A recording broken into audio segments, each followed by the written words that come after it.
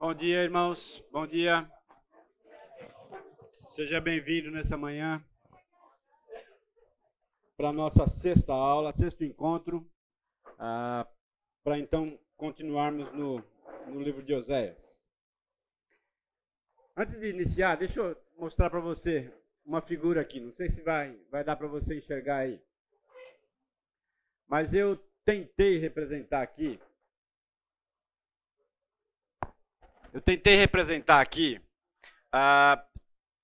Duas paredes ou dois muros. Um deles reto, o outro torto. Sempre que você parte de um princípio torto, tudo aquilo que você vai construir a partir dele também será torto. Ao passo que se você parte de um princípio reto, aprumado, tudo que você constrói a partir dele também será correto, acertado. Me refiro então a processos de pensamento baseados não no que Deus pensa, mas no que o homem pensa. Aquilo que elaboramos diante do nosso crivo de certo e de errado. O texto que eu gostaria que você abrisse aí é 1 Reis, capítulo 12. Porque há um contraponto aqui significativo com o capítulo 8 e 9 que nós vamos elaborar hoje juntos aqui. Então, 1 Reis 12, a partir do verso 25. Então, só para situar você no capítulo 12, nós temos então aqui no final do capítulo 11 a morte de Salomão e então o início do reinado de Roboão, que desastrosamente divide a nação de Israel em duas partes. A partir disso, então, Jeroboão, versículo 25, fortificou Siquém nos montes de Efraim, onde passou a morar. Depois saiu e fortificou Peniel. Jeroboão pensou. E é exatamente aqui que eu quero que você note. Ele começa, então, a elaborar pensamentos a partir daquilo que o próprio coração dele revela a ele, comunica a ele que é certo ou errado, ou que ele deveria realizar e fazer para que ele não fosse colocado de alguma forma em risco. Então, este pensamento é um pensamento que está começando a partir de uma base torta. E tudo então que ele vai construir daqui para frente vai ser em desacordo com aquilo que Deus esperava dele. Vamos lá. Jeroboão pensou, o reino agora provavelmente voltará para a dinastia de Davi. Isso era natural. Isso era real. Tá? Vamos lá. Se este povo subir a Jerusalém para oferecer sacrifícios no templo do Senhor, novamente dedicarão sua lealdade ao Senhor deles, Roboão, rei de Judá. Eles vão me matar e vão voltar ao rei Roboão. Depois de aconselhar-se, a partir do momento que eu decido me aconselhar com indivíduos que pensam torto, em desacordo com Deus, eu começo então a construir ainda mais com certezas equivocadas, com parâmetros equivocados.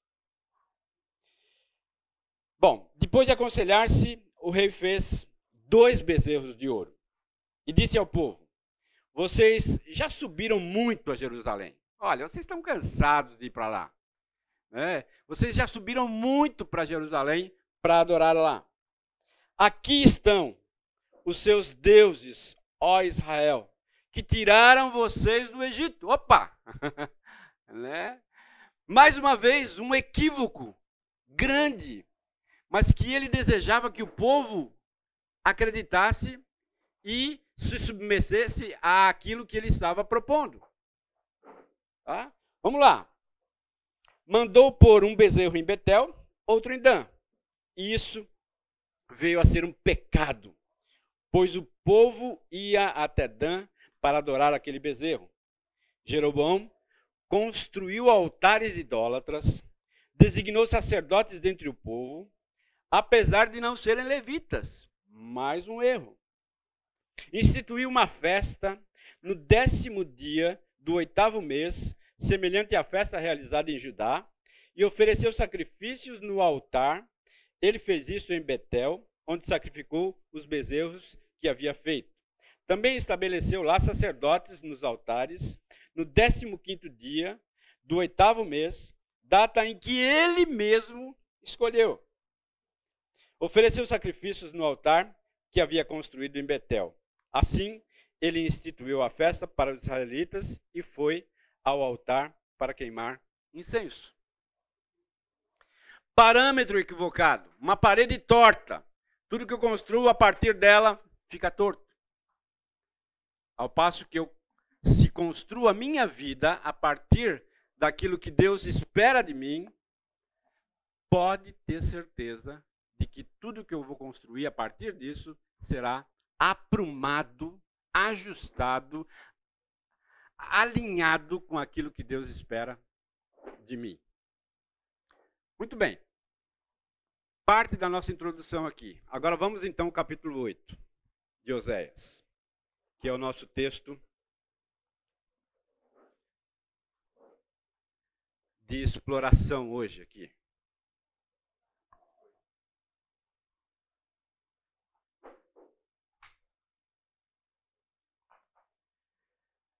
Oséias 8. Alguém lê o verso número 1 para mim? Coloquem a trombeta em seus lábios. Ele vem ameaçador como uma águia sobre o templo do Senhor.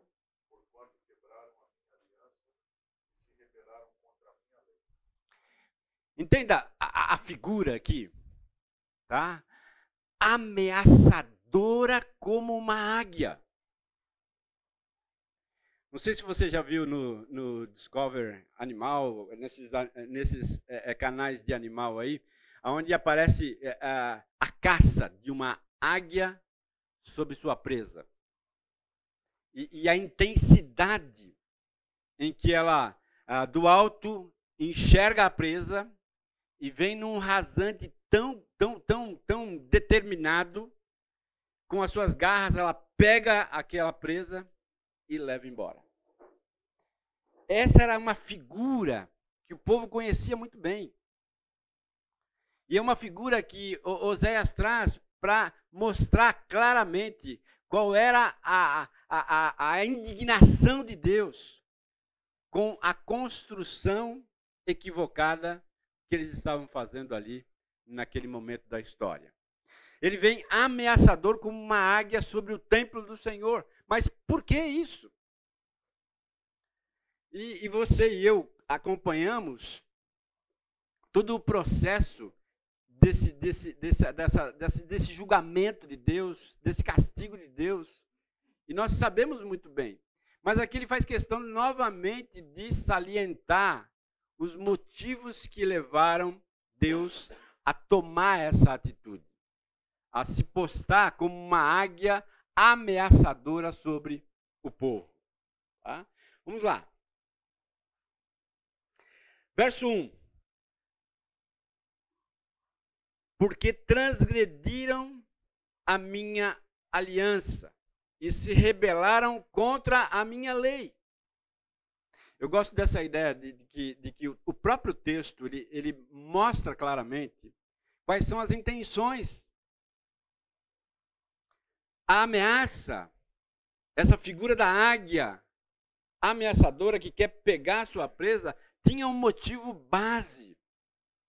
E o motivo era a quebra da aliança feita no passado. E a quebra não por Deus, mas pelo povo.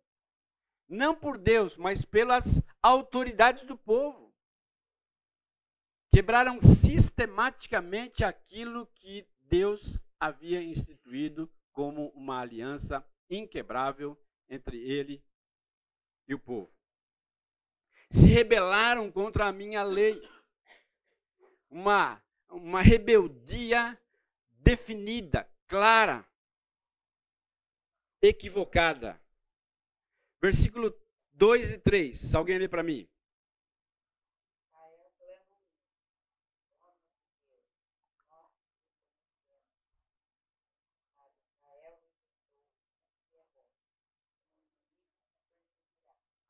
Rejeitou o que é bom. Quando a gente olha para esse texto e olha para a sociedade atual, nós percebemos com muita clareza a rejeição do que é bom de modo sistemático pela sociedade. Rejeição essa baseada numa parede torta, num parâmetro torto. Quantos pais hoje dizem assim: eu não quero que meu filho passe aquilo que eu passei.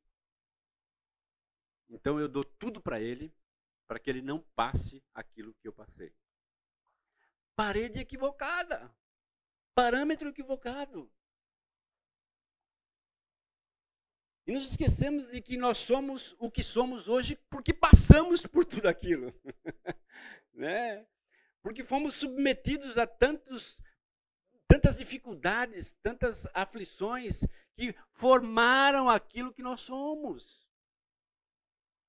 E ao passo então que nós queremos proteger de tal forma, nos esquecemos de que nós estamos, na verdade, tolhendo possibilidades de um caráter aprovado, afinado com aquilo que Deus espera de mim. Como homem, como mulher, como cristão. Eu não quero que meu filho trabalhe. Tá bom. Vai ficar exatamente, né, nesse marasmo. Né? Nesse marasmo. Nós em casa estamos sofrendo a síndrome do ninho vazio. Né? Os nossos 2 filhos saíram de casa recentemente. Casaram e estão construindo as suas famílias, participando de outras comunidades evangélicas também. Né? E aí a gente fala assim, puxa vida, agora parece que está faltando alguma coisa. Né? E aí eu digo para minha esposa, graças a Deus que está faltando. Né? Porque eles já se casaram maduros. Né? O menino tinha 25 anos, a menina tinha 26. Né? Já saíram.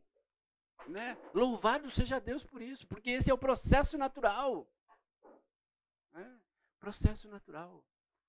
Queridos, a vida é assim.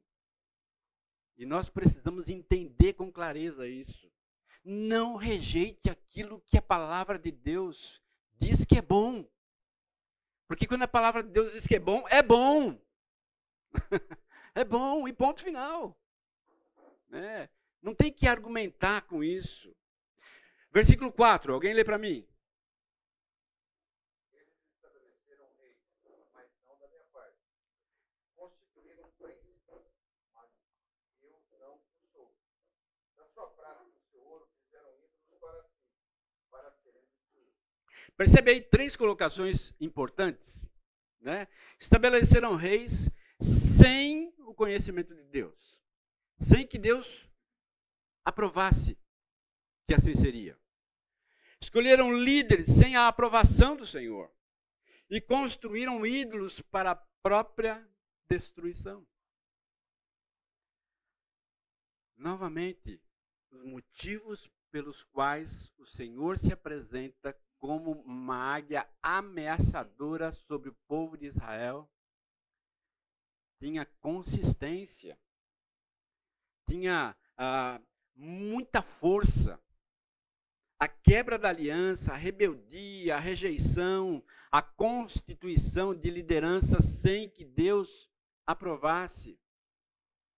Tudo isso, então, constituiu motivo mais do que suficiente para que Deus, então, intervisse de forma extremamente forte e determinada contra o povo. Mas e agora? O que fazer? Como sair desse marasmo? Como sair desse enrosco que o povo mesmo havia se colocado, que a liderança do povo havia se colocado, que os sacerdotes corruptos haviam entrado, que os príncipes do povo haviam se envolvido também. Lance fora o ídolo. Né? Verso 5, alguém lê para nós.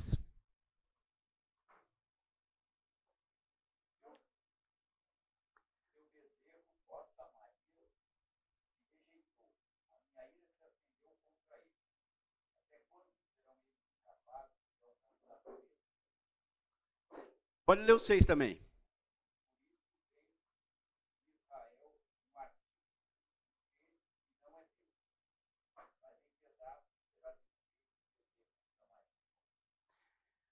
Com clareza, o profeta estabelece o que fazer.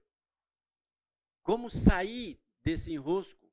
Como sair desse embrulho que o próprio povo havia se colocado. E eu tentei mostrar para vocês qual era o problema em si.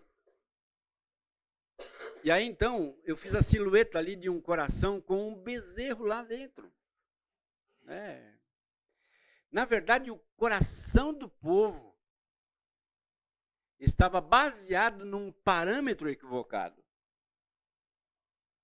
O coração do povo foi gradativamente sendo levado para distante do próprio Deus, para estabelecer os seus próprios ídolos dentro do seu coração. E Deus, então, é categórico. Vocês precisam lançar fora tudo isso. Vocês precisam limpar o coração de vocês. Vocês precisam fazer uma faxina dentro de vocês. Dentro do coração de vocês, dentro da mente de vocês, dentro das emoções de vocês. Porque vocês estão se baseando em algo que não sou eu. O bezerro não é Deus.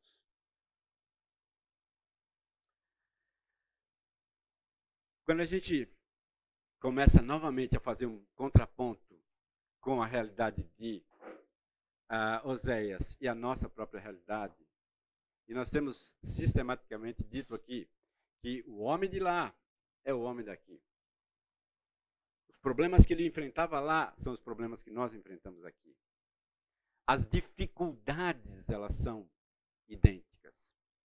Talvez elas tenham uma roupagem diferente, mas as bases, as raízes, elas são as mesmas. Por isso, então, nós podemos nos identificar claramente com esse povo.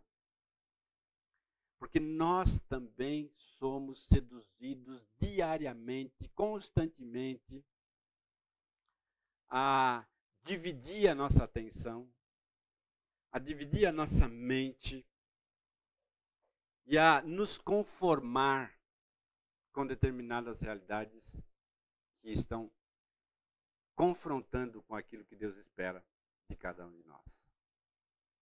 A solução? Lança fora tudo isso. Isso não é Deus. O versículo 7, ele tem uma anotação aí bastante interessante. Porque semeiam ventos e cegarão tempestades. Não haverá seara, a erva não dará farinha, e se der, comerão os estrangeiros. Eu coloquei uma nuvem escura ali, né? Alguns raios saindo dela. E tentei estabelecer ali uma identificação mais clara. A colheita aqui não é nula, mas sim desastrosa. Porque algumas vezes nós pensamos assim, bom, eles semeiam vento e colhem tempestade, parece que isso aqui então é uma coisa nula, sem sentido. Mas na verdade não, né? Não era nulo, mas era desastroso. Era destruidor. Assim como é também para nós. Agora, o apóstolo Paulo deixa ainda mais claro isso. Alguém lê para mim Gálatas 6:8? O que é que diz lá?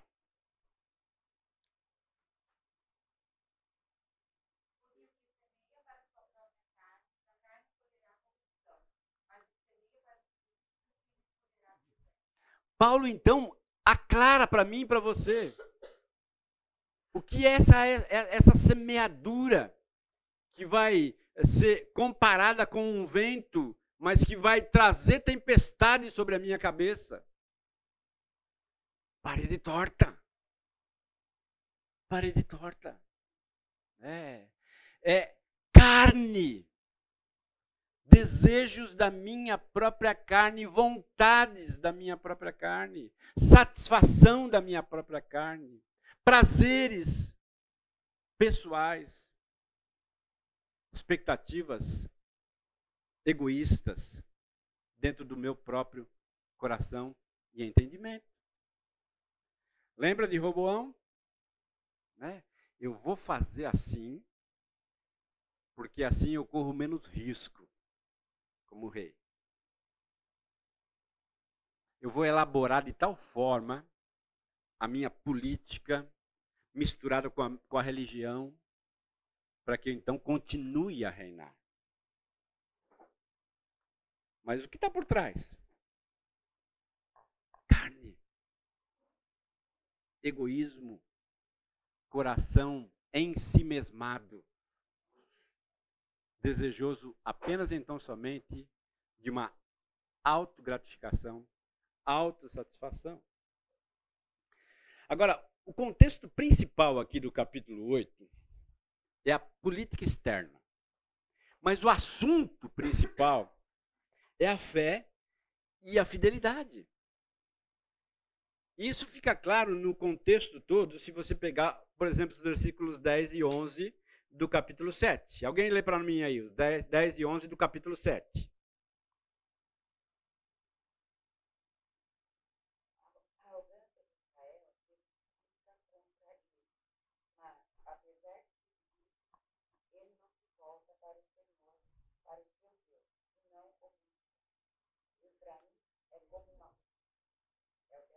Não, o 11 também.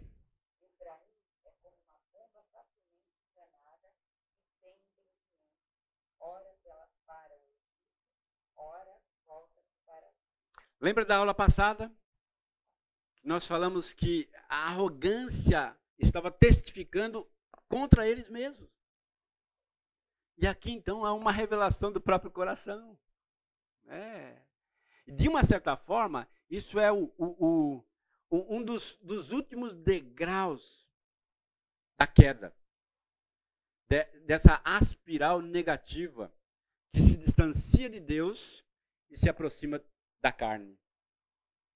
Que fica mais apartado de Deus e mais próximo do homem e da vontade do homem e do egoísmo do homem e de todas aquelas obras da carne que o apóstolo Paulo tanto declara ali. Então, queria que você pensasse um pouquinho. O que é que você está semeando? Aonde você está semeando? Com base em qual parâmetro? No parâmetro de Deus ou no seu próprio parâmetro? No parâmetro de Deus ou no parâmetro da sociedade? Aonde você está lançando as suas sementes? Se empenhando, se esforçando, gastando o seu raciocínio e o seu tempo. São em parâmetros ajustados adequados com aquilo que a palavra de Deus testifica, ou são em parâmetros equivocados, distorcidos, que não se estabelecem, que não se sustentam a partir daquilo que Deus espera deles. E aqui eu queria parar um pouquinho e orar. Eu acho que o próprio Deus pode revelar a nós os nossos equívocos de pensamento e de processos de construção, para que não venhamos a cair nessa mesma situação que o povo de Israel estava posto aqui no capítulo 8. Onde Deus se mostra então ameaçador de tal forma, ao ponto de desejar que o seu povo volte, mas com rigor, com força, para que o povo percebesse aonde estava pisando e quais os equívocos que ele estava tomando ali. Tá bom? Então eu gostaria que uma pessoa que desejasse levantasse sua voz e orasse por nós, por nossas famílias, por nossas casas, por nossa igreja, por nossa sociedade. Que Deus tenha misericórdia de nós e nos ajude a construir com base naquilo que Ele espera de cada um de nós.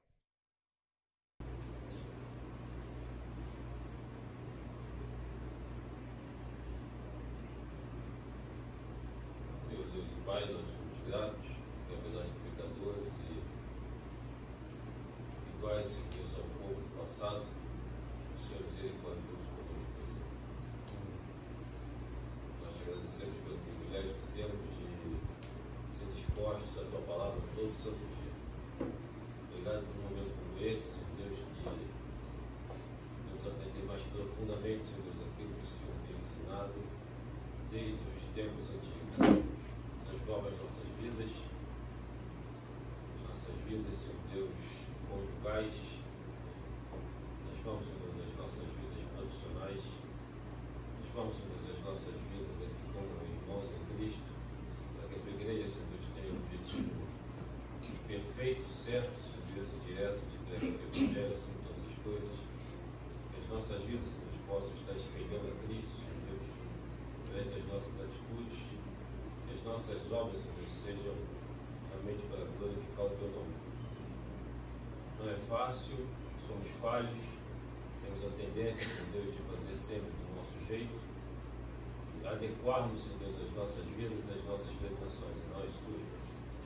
Transforma, Senhor Deus, cada vez mais, cada um aqui, os nossos irmãos, Senhor Deus, e eu, minha família, Senhor Deus, possamos realmente estar dispostos a te servir acima de todas as coisas.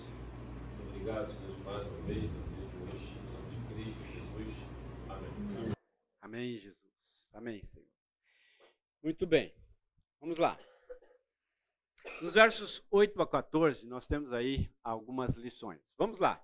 Alguém me ajude aí na leitura. Pode ler um versículo cada um até o final do capítulo 8. Israel é devorado. Agora está entre as nações como algo sem valor. Foi para a Síria, o jumento selvagem mantém-se livre, mas Efraim vendeu-se para os seus amantes. Todavia, ainda que eles merquem socorros entre as nações, eu os congregarei. Já começaram a ser diminuídos por causa da opressão do rei e dos príncipes. Visto que Efraim multiplicou altares para pecar, esses altares lhe serviram para pecar. Eu lhes escrevi todos os ensinos da minha lei, mas eles os consideraram algo externo. Eles oferecem sacrifícios e comem a carne, mas o Senhor não se agrada deles. Doravante, ele se lembrará da impiedade deles e castigará os seus pecados. Eles voltarão para o Egito. 14. Israel esqueceu seu Criador e construiu palácios. Judá fortificou muitas cidades. Mas sobre as suas cidades enviarei fogo, consumirá suas fortalezas. Eu sei que existem vários aspectos aqui, mas eu gostaria de focalizar num único aspecto, exatamente por causa do nosso tempo aqui. A religião falsa, ela paga dividendos calamitosos. Quando recorremos à astúcia e ao fingimento em qualquer setor, político, comercial, pessoal, lidamos com táticas igualmente perigosas que podem trazer sérias consequências. Somos amadores, brincando com o mal, mas lidamos com profissionais que vão nos liquidar rapidamente, como nos adverte o apóstolo Paulo. Olha o que diz lá, Efésios 6:12.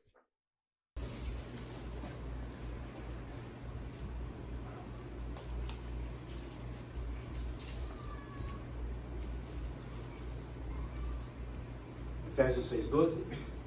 Pois não é contra as pessoas de carne e sangue que temos que lutar, mas sim contra os principados, os poderosos, contra os príncipes das trevas, contra os exércitos espirituais da maldade nas regiões.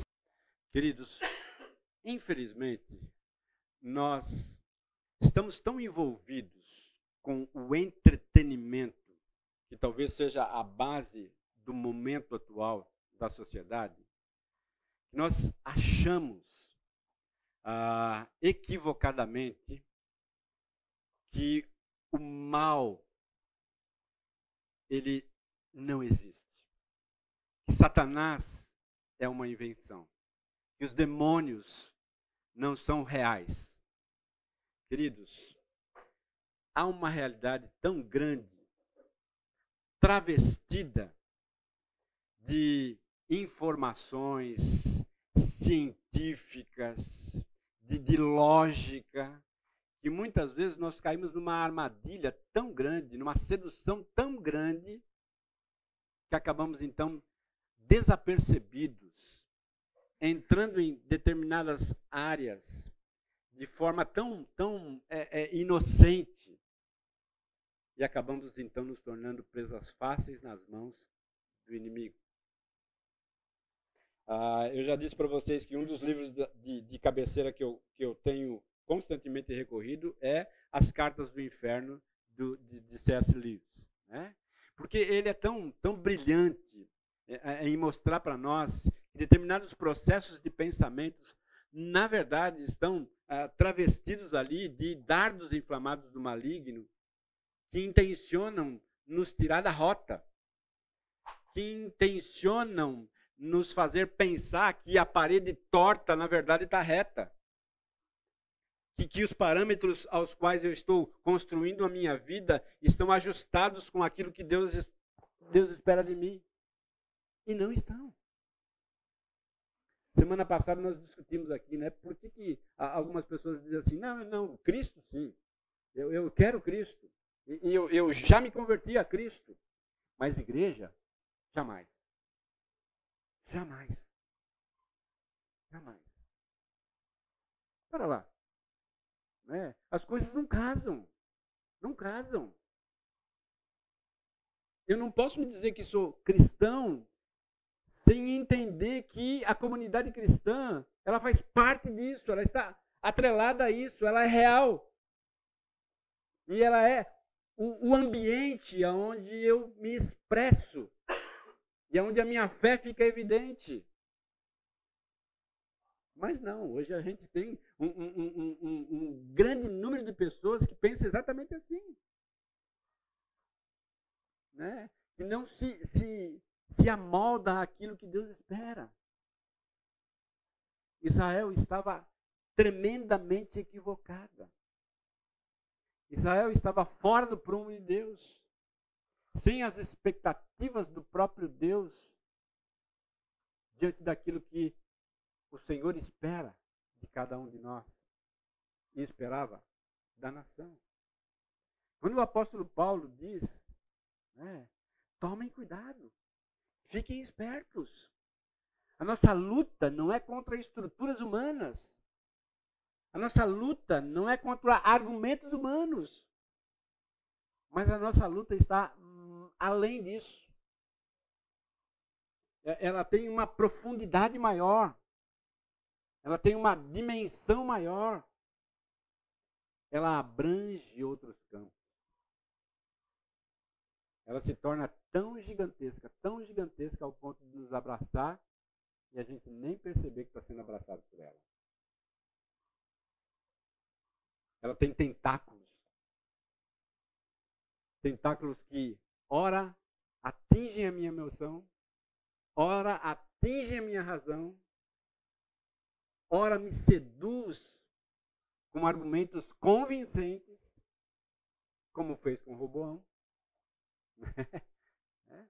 Era convincente aquilo. Era prático. Era prático oferecer ao povo dois locais de adoração.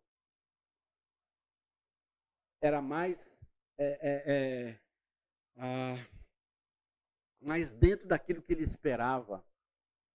Oferecer um bezerro em forma de Deus e dizer que aquele bezerro foi responsável em livrar o povo do Egito. Argumentos mentirosos, mas que o convenceram a agir daquela maneira. Queridos, muitas vezes nós somos convencidos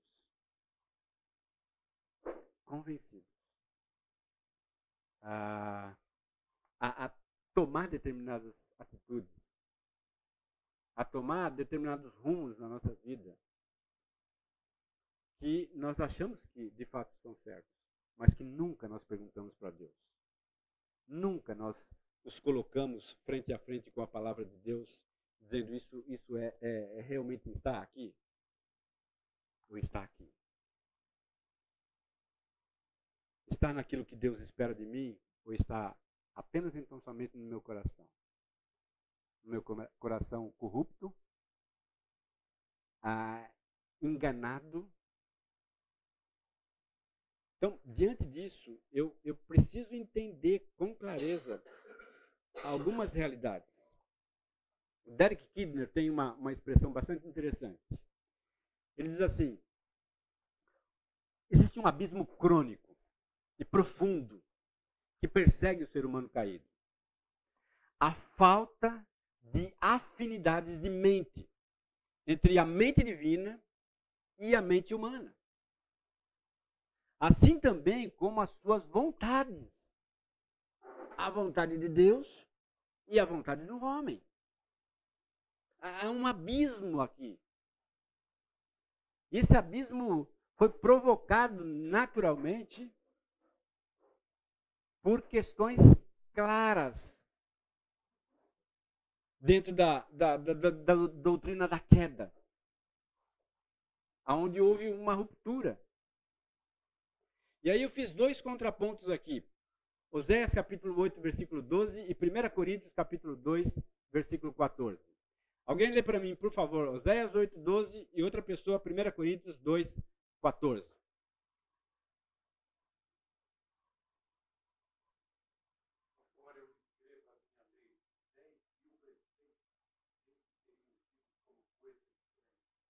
Coisa estranha. 10.000 preceitos. Mas vocês ainda achariam isso estranho. 1 Coríntios 2, 14. Ora, o homem natural não aceita as coisas de Deus, porque eles são loucura, e não pode entendê-las, porque elas se discernem espiritualmente.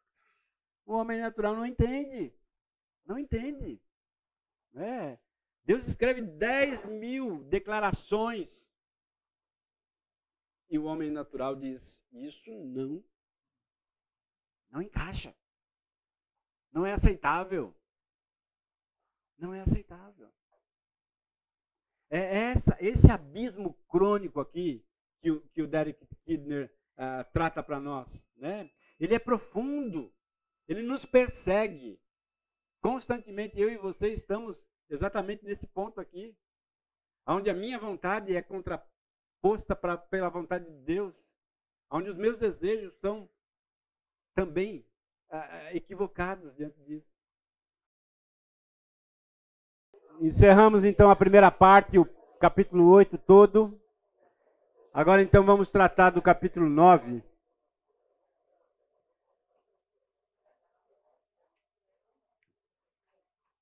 Mas antes da gente entrar no capítulo 9, eu gostaria ainda de fazer uma última observação do capítulo 8. Eu coloquei ali no slide confiança mal colocada.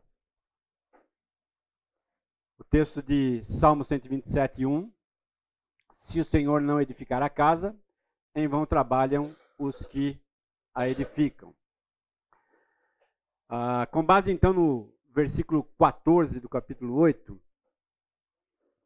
que ele diz assim: porque Israel se esqueceu do seu Criador e edificou palácios, e Judá multiplicou cidades fortes, mas eu enviarei fogo contra as suas cidades, fogo que consumirá os seus palácios.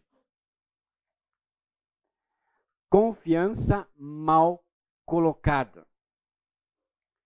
Não se trata então de desprezarmos os belos edifícios, que transmitem uma sensação de grandeza e de bem-estar. Mas a condenação aqui é sobre o engano que estas construções, que estas edificações podem trazer para glória e segurança por si só. Essa suposta sensação de segurança que a sociedade atual traz para nós nos deixa numa zona muito confortável. Tão confortável ao ponto de nós, então,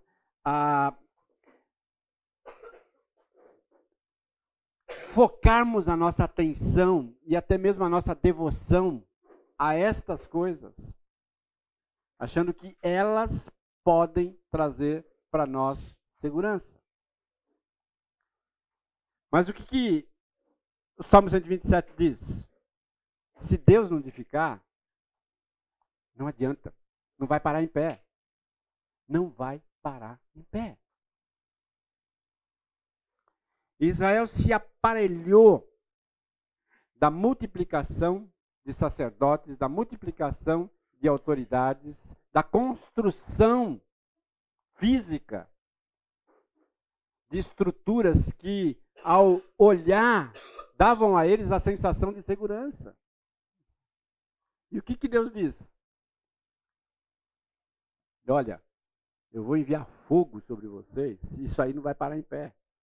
Não vai parar em pé. Aonde você está colocando a sua confiança? Aonde? Aonde? Na sua formação, nos seus PhDs, nas suas graduações, achando que elas vão te garantir. Queridos, a única coisa que nos garante é o Senhor. É o Senhor. É nele, nele. Não estou dizendo aqui que você não tem que se empenhar e angariar títulos. Claro que você tem. Mas o que você não pode fazer é colocar a sua confiança nisso. E se sentir confortável por isso. O nosso conforto está em Deus. A nossa segurança está em Deus. As nossas certezas estão em Deus. E em mais ninguém. E em mais ninguém. Até aqui eu não abri para que você tivesse a oportunidade de falar. Mas alguém quer colocar alguma observação, alguma colocação? Talvez você não enxerga dessa mesma maneira. Né? Fique à vontade. Tenha liberdade.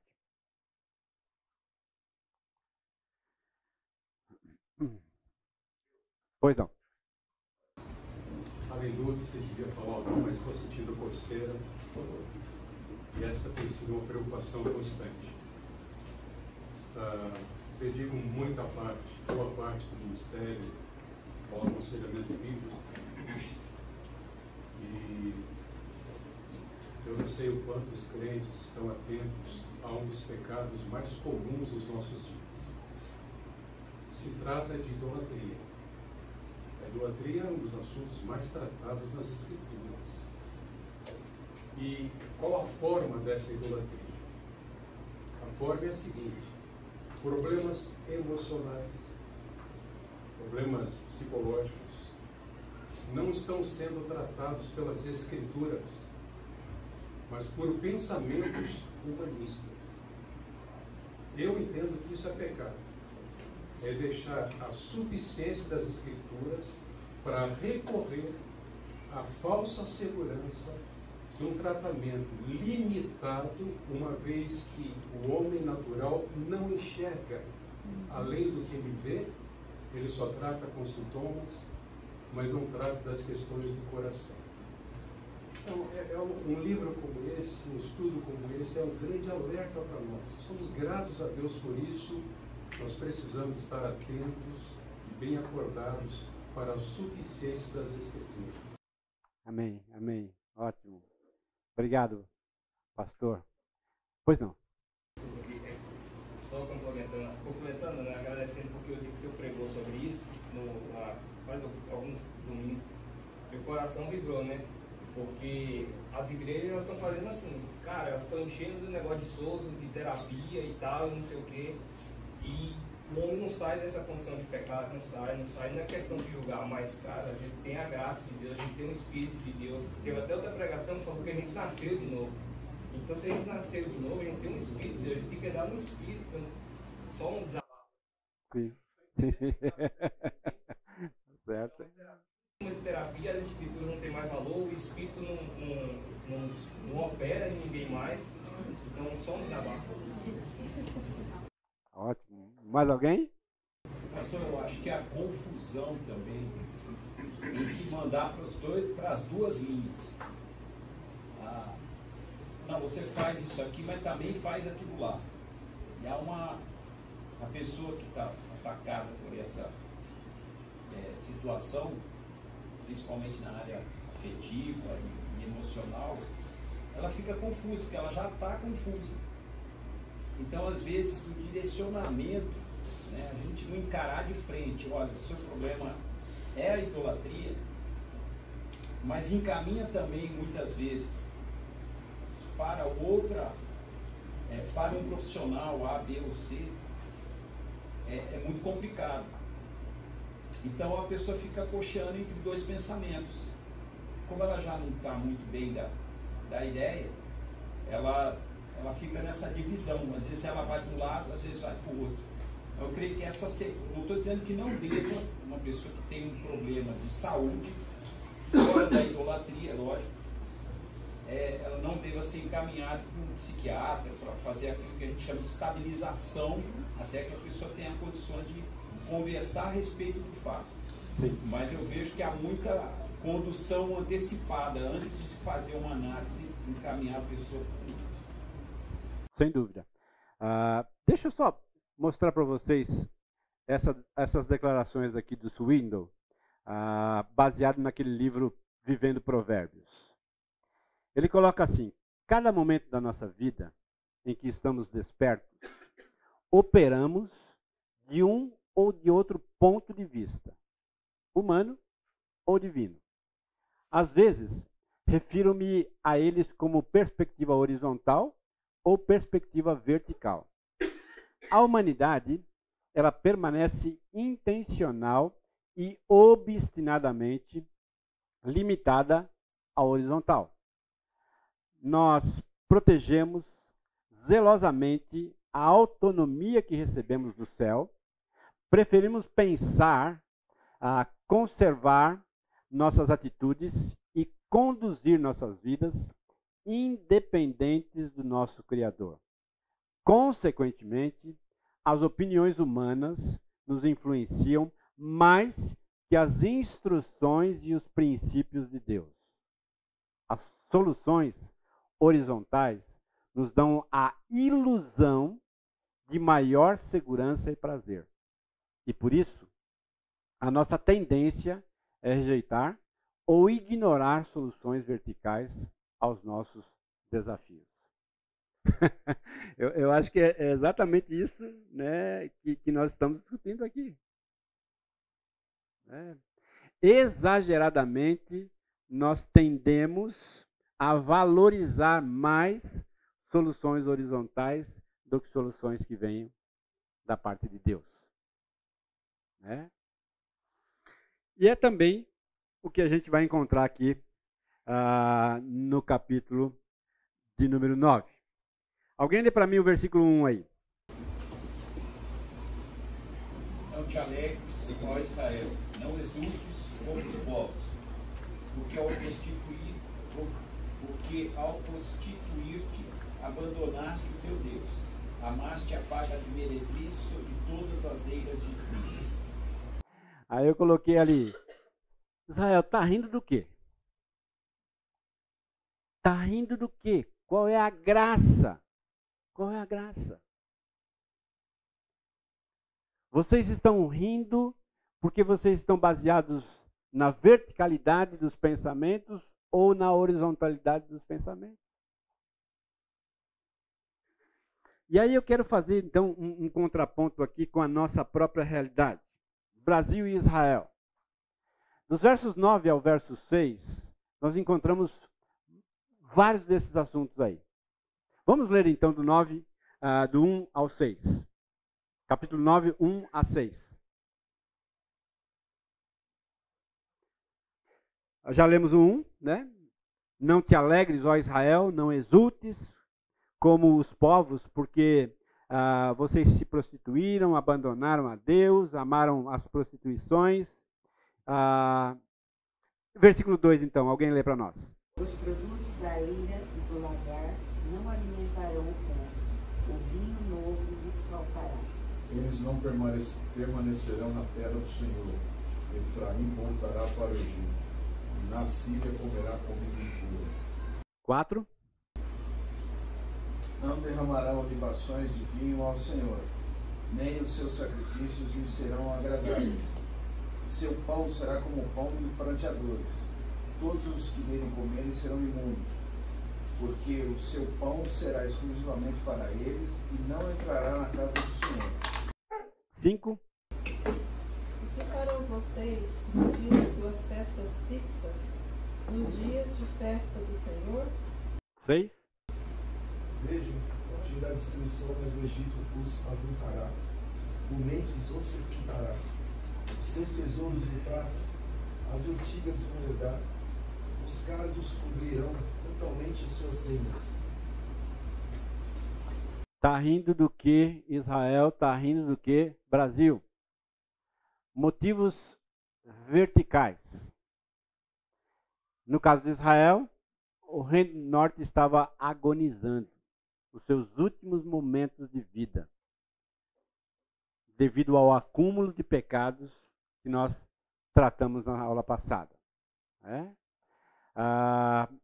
Motivos verticais. Nós sabemos e todos nós percebemos isso quando vamos ao supermercado, quando vamos abastecer o nosso carro. Percebemos que a economia não vai bem. E que não é uma realidade isolada ao nosso contexto brasileiro, mas é uma realidade maior. O cativeiro estava às portas. Ou seja, o povo ia ser levado cativo e a base era a idolatria. E o povo estava rindo, estava festejando, estava fazendo festa. A nossa segurança não vai bem. Todos nós já fomos vítimas da insegurança estabelecida no nosso país. Por que nós estamos nos refugiando em condomínios? Porque sabemos que as casas de rua, elas são mais vulneráveis às do condomínio. E essa semana eu vislumbrei uma notícia zapeando ali no celular, que a bandidagem já está se estabelecendo nos condomínios, para furtar os condomínios.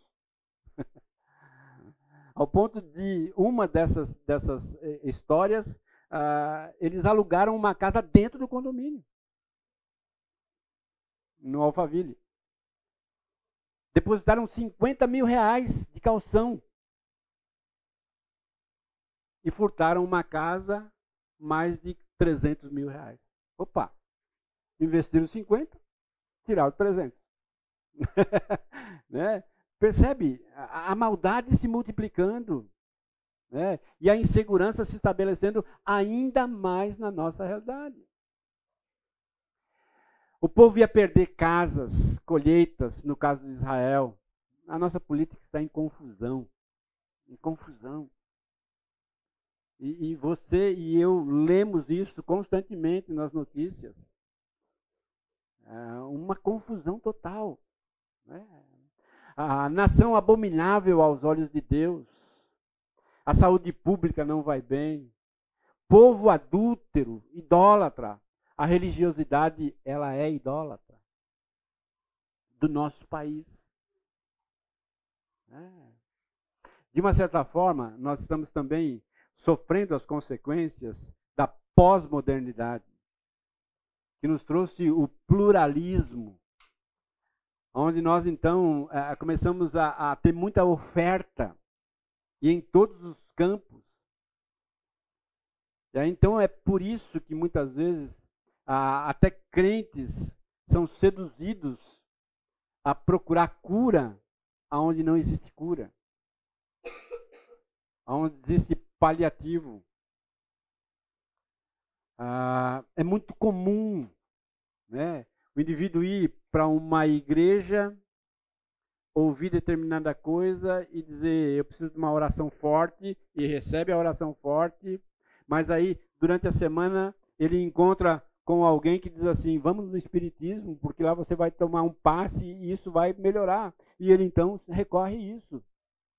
E aí, passado 3 semanas, ele encontra um familiar que diz assim, vamos para a minha igreja católica, né? Porque lá nós somos do reteté, né? Nós somos um católico mais carismático, vamos lá. E ele vai.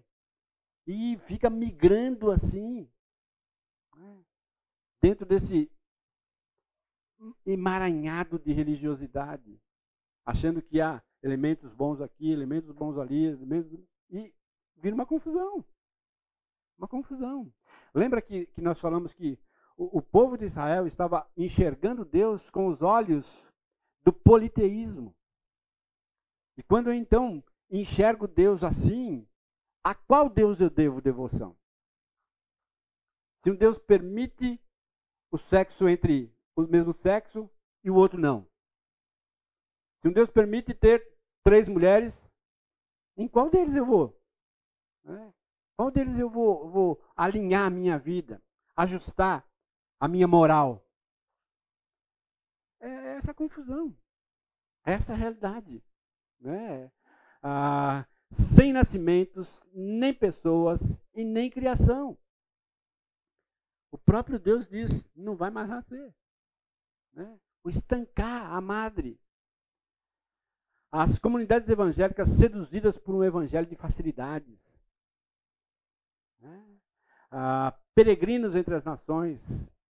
Aí eu coloquei ali a seleção, nós sabemos que não vai ser campeã. Né? Né? Copa do Mundo no final do ano, nós sabemos que não vai ser. Né? Não vai rolar. Né? Tenho lá minha dúvida. Né? Vamos lá. Olha o que diz aí Alec Moulton. Para Israel nos tempos de Oséias, a religião invadia todas as esferas da vida, menos uma, a consciência. O que faltava era a essência da verdadeira religião. Estava em todas as áreas a religiosidade, mas não estava na consciência do povo, não estava na consciência da nação. Não estava na consciência das lideranças da nação. E quando então a nossa consciência é corrompida pelo pecado, é distorcida por parâmetros equivocados, tudo vai à tona, tudo vai abaixo. Qual é a verdadeira religião? Alguém lê para mim aí, Tiago 1:27. A religião que Deus, o nosso Pai, aceita como pura e imaculada é esta: cuidar dos órfãos e das viúvas em suas dificuldades, e não se deixar corromper pelo mundo. E não se deixar corromper pelo mundo. E não se deixar seduzir. Não permitir que essa corrupção que está lá adentre aqui. Tiago 4:4, alguém lê para nós?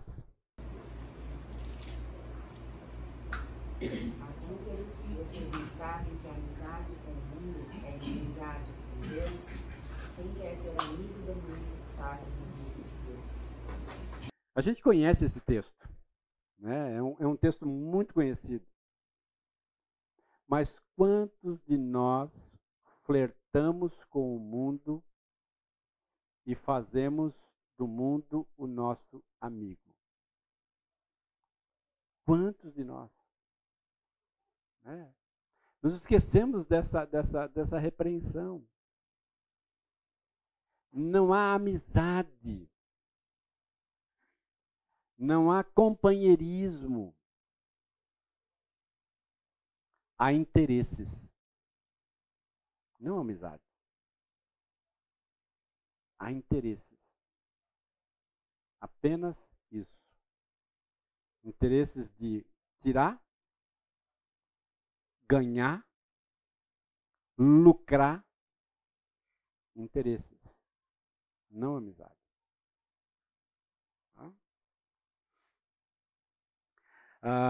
Pontos de vistas aí. Tem uma figura aí da Capela Sistina, do Michelangelo. Né? Olha os versos 7 e 8 que dizem aí, do capítulo de número 9. Alguém lê para mim aí, 7 e 8.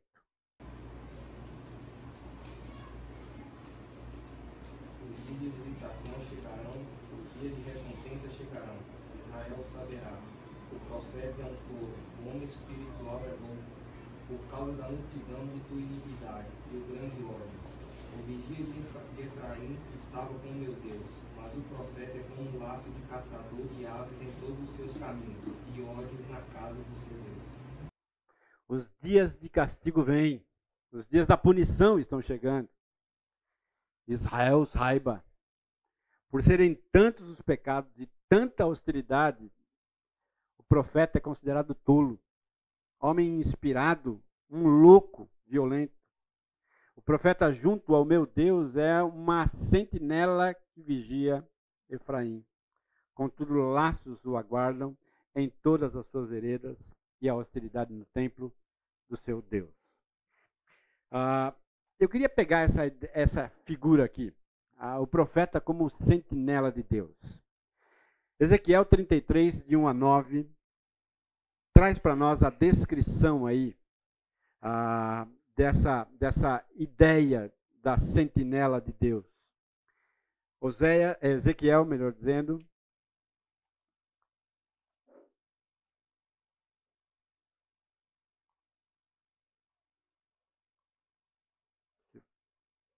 Ezequiel 33, versos de 1 até o verso de número 9.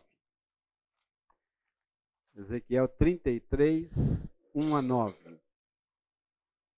Veio a mim a palavra do Senhor dizendo: Filho do homem, fala aos filhos de teu povo e dize-lhes: quando eu fizer vir a espada sobre a terra, e o povo da terra tomar um homem dos seus limites e o constituir por um atalaia, por seu atalaia, e vendo ele que a espada vem sobre a terra, tocar a trombeta e avisar o povo, se aquele que ouvir o som da trombeta não se der por avisado, e vier a espada e o abater, o seu sangue será sobre a sua cabeça.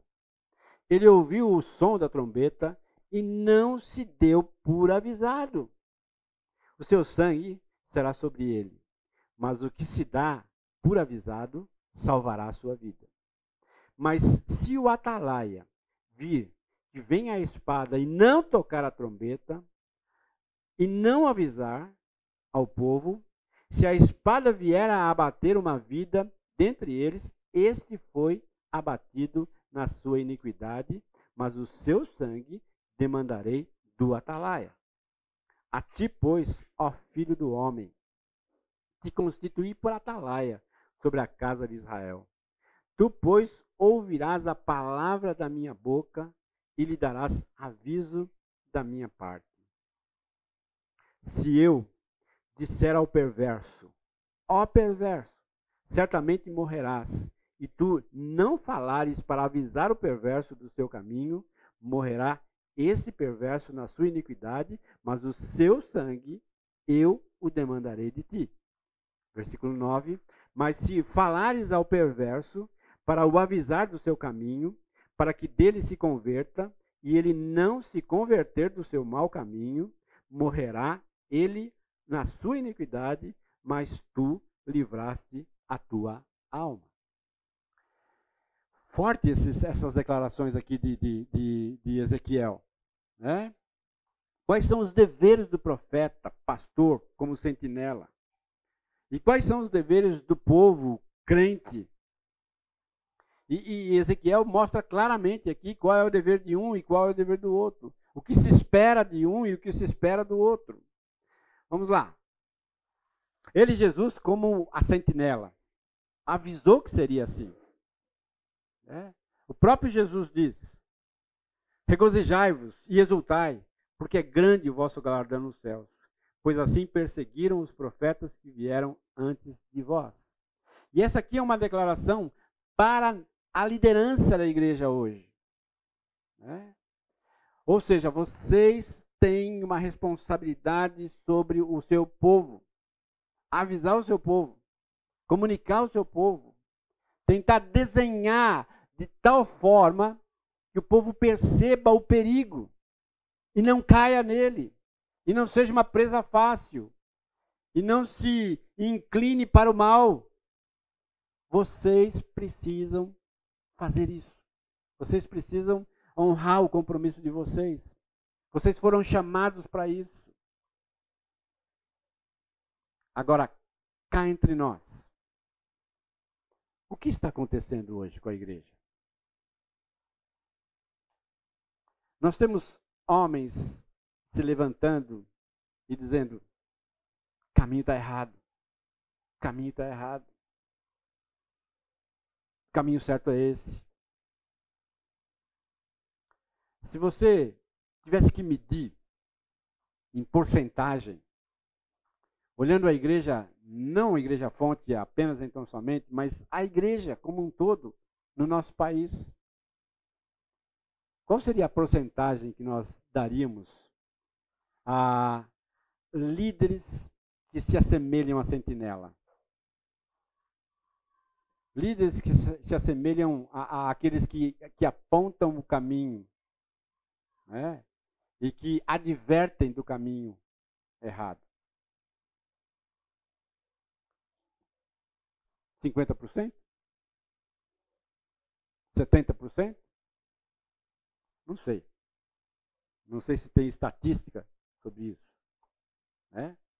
Mas eu corro o risco aqui de errar, né? Mas acredito que a porcentagem é muito baixa. É muito baixa. Por quê? Exatamente por aquilo que nós já falamos nas aulas passadas. Oséias diz: o profeta se alimenta do pecado do povo.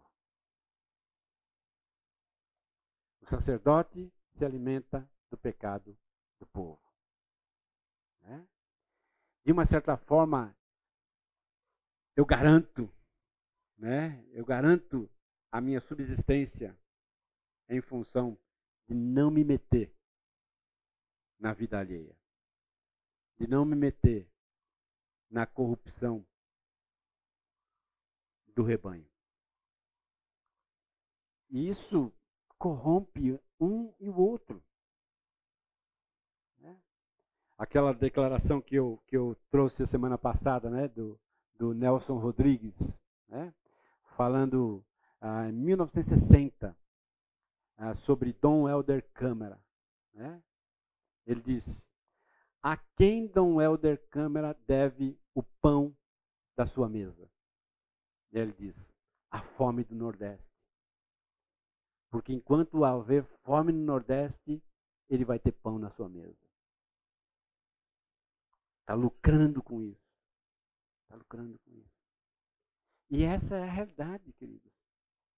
É a realidade assustadora, temerária, ao qual todos os líderes evangélicos cristãos estão submissos.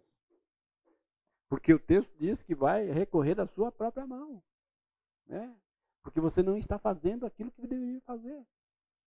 E essa é uma repreenda para mim. Mas é uma repreenda para você também. Para você também. Dentro da sua casa. Com os seus filhos. Com a sua família. Né? Quando houver aquela avalanche de possibilidades de recorrer a expedientes não aprovados por Deus, e você se calar, você se torna cúmplice disso. Isso é muito sério. Por medo de perseguição, nós muitas vezes nos corrompemos. Versos 10 até o verso 14. Vamos lá. Versos 10 a 14 do capítulo de número 9. Achei a Israel como uvas no deserto. Vi a vossos pais como as primícias da figueira nova. Mas eles foram para Baal Peor e se consagraram à vergonhosa idolatria, e se tornaram abomináveis como aquilo que amaram. Quanto a Efraim, a sua glória voará como ave. Não haverá nascimento, nem gravidez, nem concepção. Ainda que venham a criar seus filhos, eu os privarei deles, para que não fique nenhum homem, ai deles, quando deles me apartar. Versículo 13. Efraim, como planejei, seria como Tiro, plantada num lugar aprazível. Mas Efraim levará seus filhos ao matador. Dá-lhes, ó Senhor, que lhes darás. Dá-lhes um ventre estéril e seios secos. Versículo 10, a condição espiritual de Israel, durante a sua estada no deserto, uvas inesperadas, primeiros figos, porém depois de 40 anos no deserto começaram a adorar Baal Peor, deus cananeu relacionado a pecados sexuais. Um exemplo de iniciar bem e acabar mal. Né? Isso aqui pode ser uma realidade para você também, para mim também. Eu posso começar ajustado com Deus, mas terminar distante dele. Os versos 11 a 14, para que o povo entendesse quem de fato era o sustentador deles. A bênção não perdura quando o verdadeiro sustentador se afasta. Isso precisa ficar ecoando na minha mente e no meu coração. A bênção que hoje eu estou experimentando, ela não perdura, não vai perdurar se eu me afastar de quem está verdadeiramente me sustentando. O Senhor. o Senhor. Tá? Versículo 15, né? Toda a sua impiedade começou em Gilgal. De fato, ali os odiei. Por causa dos seus pecados, eu os expulsarei da minha terra. Não os amarei mais. Todos os seus líderes são rebeldes. Gilgal histórico, local onde Josué colocou os pés pela primeira vez na terra prometida. Local da primeira homenagem a Saul como rei. Local da volta de Davi ao exílio. Santificado por seus altares. E aí Deus dá uma palavra tão dura em relação a isso. Né? Dos versos 16 ao verso 17, para a gente encerrar aqui, 4 condenações estão presentes aí nos versos 16 e 17. Alguém lê para mim, por favor. Efraim está ferido, sua raiz está seca, eles não produzem frutos. Mesmo que criem filhos, eu matarei sua prole querida. Meu Deus os rejeitará porque não lhe deram ouvidos. Serão peregrinos entre as nações. 4 condenações. Terríveis. Terríveis. Esterilidade, carnificina, exílio, e o povo ia se tornar peregrino. Quando eu olho isso, e olho para a minha vida, eu preciso ser motivado a não me afastar de Deus. A não me afastar de Deus. Porque o preço é muito alto. Vamos orar. Senhor, muito obrigado pela tua palavra. Muito obrigado pelas verdades da tua palavra. Muito obrigado pelo esclarecimento da tua palavra. Ora, ó Deus, pela liderança da tua igreja.